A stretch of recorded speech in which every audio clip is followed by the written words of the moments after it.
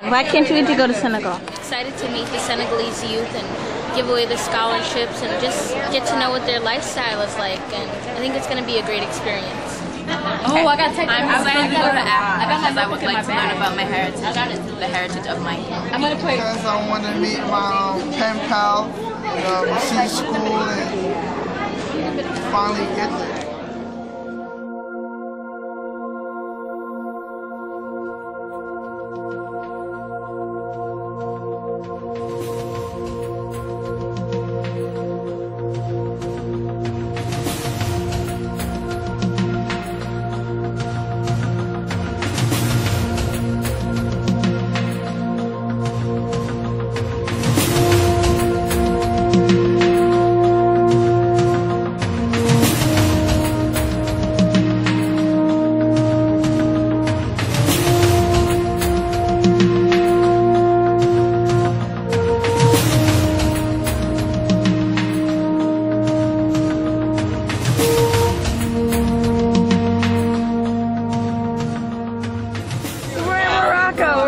What do you guys think? I don't know. When I first arrived on the African continent, I was really excited. It had been a long plane ride. I couldn't sleep.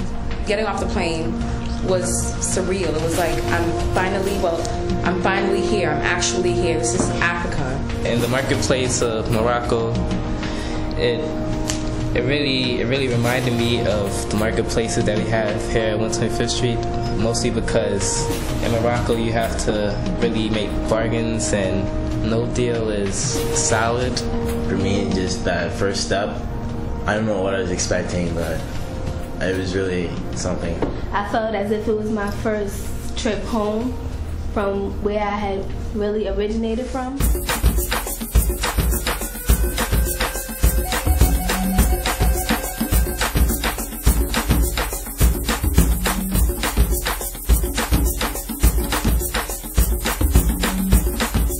For me, going to Africa was sort of a reaffirmation of who I am and where I came from.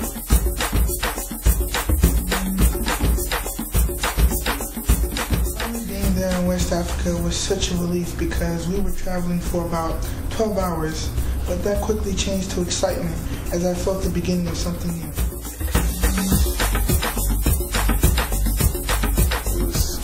It was fun when I first got over there.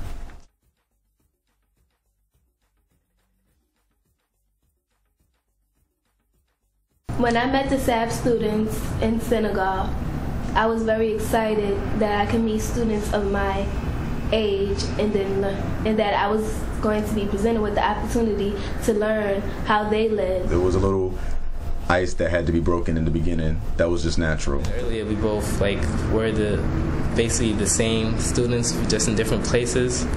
So we were able to talk about the same things and have fun.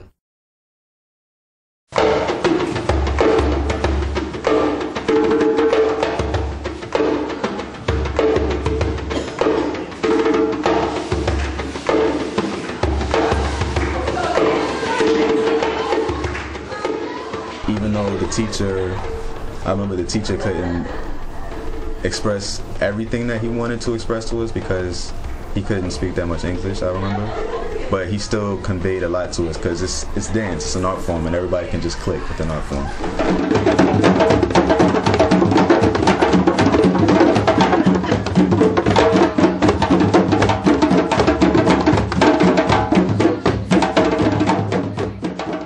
They had this drum called a djembe, and it's pretty much as soon as I saw it, it just clicked.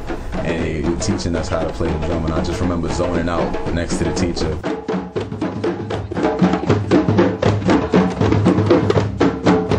When I finally stopped, my hands were bleeding from playing the drum so long and so hard, and that was another wow factor right there. It was amazing. I was like, wow, I cut myself because I couldn't pay attention to that. I was so happy with the feeling that I was having when I was drumming.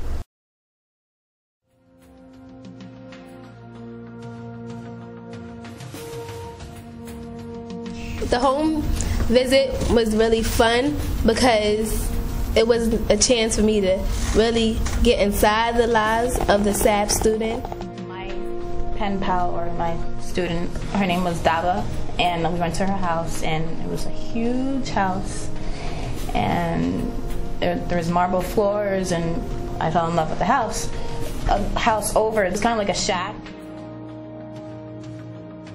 It was a way for me to really learn how the SAP students live, and actually I was very shocked at the way they were living, because I didn't think that they would be living in mansions with maids and their parents are like international travelers.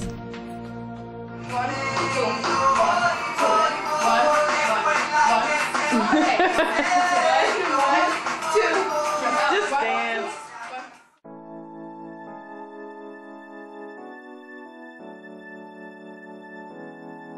This is the door of no return. The name still sends shivers down my spine. When an African exited this door, they left their world and entered the world of slavery. Harlem to Home taught us that many of these Africans died in the Middle Passage. This picture shows the demeaning dwellings that Africans were crammed into before they were forced to say goodbye to their motherland. These spiral stairs led to the clean living quarters where the European people stayed, while underneath, the Africans were crammed and tortured in humid, dimly lit spaces. We weren't just completing a journey that took hundreds of years and millions of lives to complete. We were also taking the same steps that our ancestors took hundreds of years ago when they were taking away from their lives and their families. This basically sums up our whole trip to Africa. We were returning to the land of our ancestry. It was a powerful experience. It was very emotional at Gore because we were feeling the way the ancestors felt.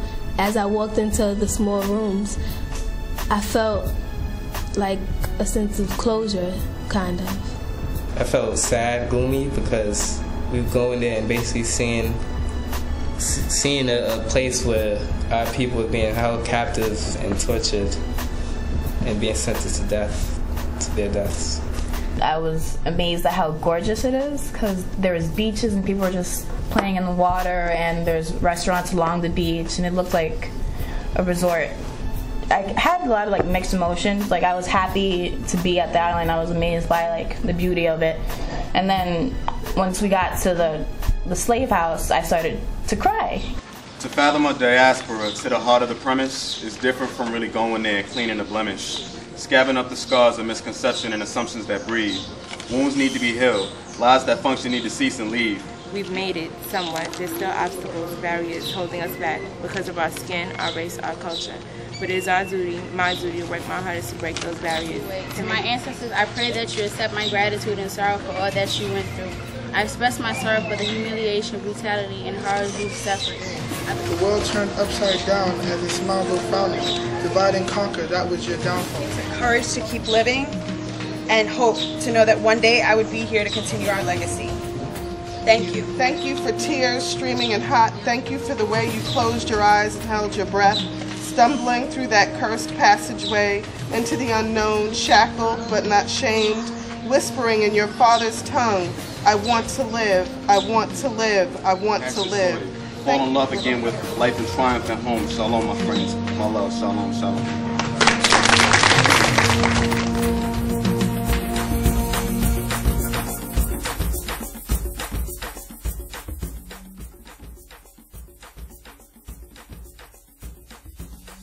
I remember there was a boat trip that we took on some really long and narrow and low boats that were close to the water.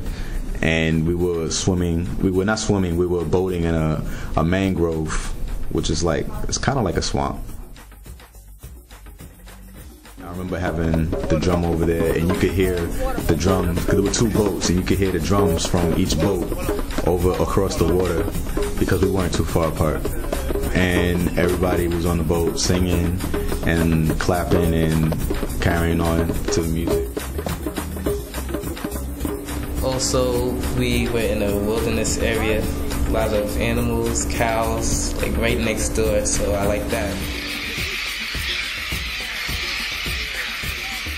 What made it most impactful was the one-on-one time that I had with the students. Gave us a chance to not think about what we were going to do with the money, but think about what was going on in the other person's mind, and to talk with them, and to share what we felt.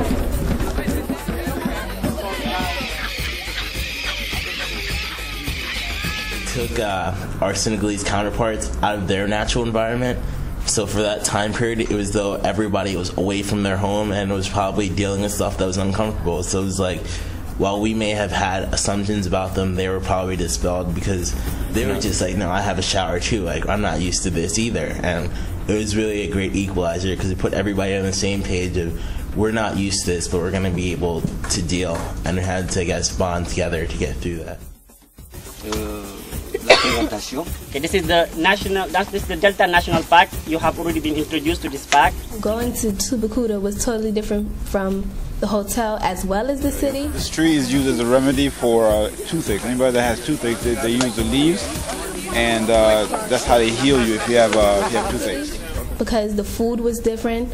The whole lifestyle was different. The elimination of the salt takes place in the roots because the roots has like a sponge as opposed to the other plant where it comes out through the leaves. It sort of prepped us a little bit to get used to the heat and adapt to the bugs. These flowers were yellow and I guess a sort of creamy color, but now he has the impression that they are dried. They've dried up. We washed up with buckets. And as a city child, you're not used to that. Yeah. It means it rained or it's going to rain? I don't know. Yeah, it rained. Il a déjà plu. It already has rained. Oh, okay.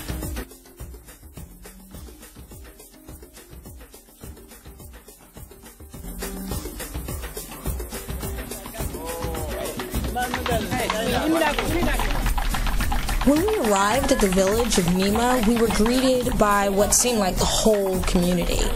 Young people were lined up, and there were women playing gourds and dancing, and at one point they invited us all to join them dancing, and it was very celebratory and very welcoming.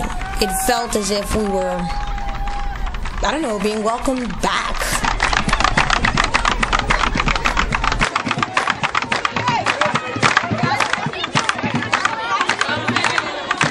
I remember also there was that wrestling match, that big wrestling night that we went to in that village, Nima. That was amazing, watching a different style of wrestling. Usually when I watch wrestling in New York, it's garbage. People talk too much and they hardly ever wrestle. It's really more like a soap opera. But over here, there was actually wrestling. They was thinking about how they were going to take their opponent down. And it was all just like a big family thing. It was fun. It was a get together. It was family. It was warm. It was a good feeling over there.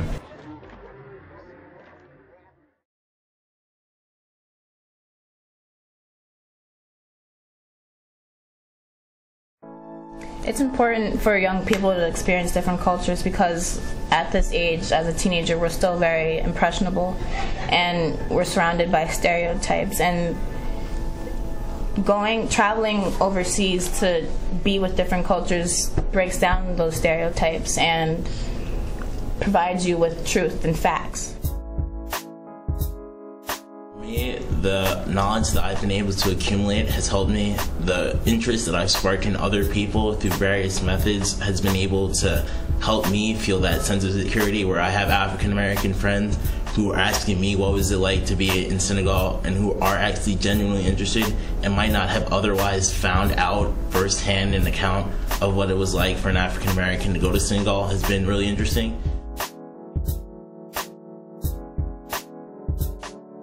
If you experience different cultures, especially in different places, it can open up your eyes and you can assess a whole lot more, especially if you're starting young, because your mind isn't as closed as it would be if you were already an adult.